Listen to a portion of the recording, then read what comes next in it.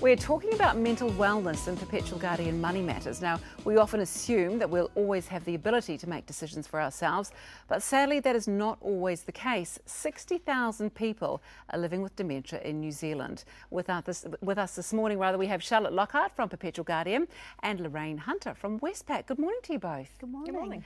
Now, Charlotte, when it comes to enduring powers of attorney, or EPAs, as that's what the people who know what it's all about call them, there are two types to think about, aren't there?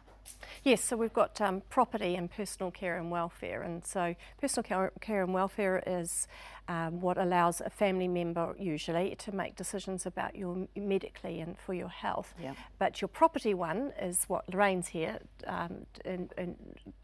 concerned with her dementia processes through their business around keeping people safe with their money. Because you do hear these horrible stories about people losing all their money by being scammed by people. So Lorraine, Westpac has got this dementia initiative. Yeah. Why was this established? Initially it was because my dad, Jerry, was diagnosed with Alzheimer's when he was 64. And before he died, he made me promise that I would do something to help people like him that were living with the illness. And so I was aware that a bank in Scotland, Bank of Scotland and Alzheimer's Scotland, had created a dementia-friendly initiative.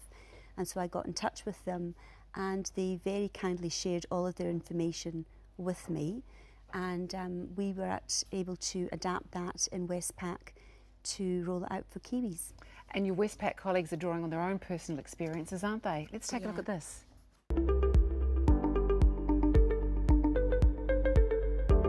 My mum has dementia, and I've watched as the disease has progressed and reflected on what must it be like, for someone like my mum, particularly someone who might not have family support as my mum has, coming in and trying to do their day-to-day things, including their banking, as the sort of the confusion and the disease takes hold.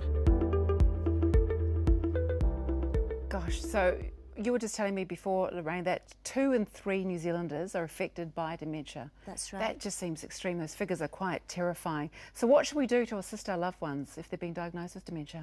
Come and talk to the bank. For Westpac, we have trained all of our staff, all our frontline staff, to understand what it's like to have dementia and how to assist people living with the illness.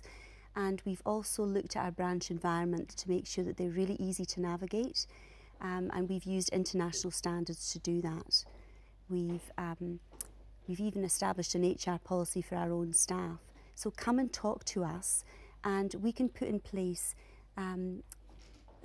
account structures to make it really easy to keep people safe and to set up automatic payments, direct debits, to try and take away anything that they may forget to do. But just to try and really keep people as independent as possible for as long as possible. Which is a wonderful thing, and that peace of mind is just absolutely priceless too. It makes you realise just how important, doesn't it, Charlotte, how important it is to have that we formalise all of our intentions. Well, and it's much easier for families when they know what everybody's supposed to do.